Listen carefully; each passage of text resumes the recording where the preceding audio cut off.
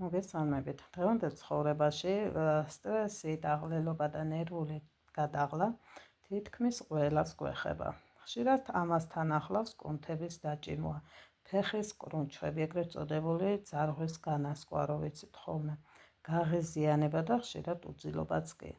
სწორედ ასეთ დროს ერთ-ერთი ყველაზე მნიშვნელოვანი მინერალია მაგნიუმი. რას აკეთებს კონკრეტულად მაგნეზიუმი? ამშვიდებს ნერვულ სისტემას, ხელს უწყობს ასევე კუნთების სწორ მუშაობას, ეხმარება ორგანიზმა ადვილად წარმოქმნას ენერგია.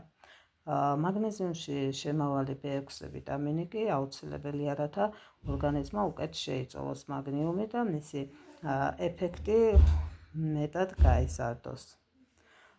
კონკრეტულ მაგნეზიუმში არის 60 ტაბლეტი და შეიძლება მივიღოთ დღეში 3-ჯერ ჭამის შემდეგ.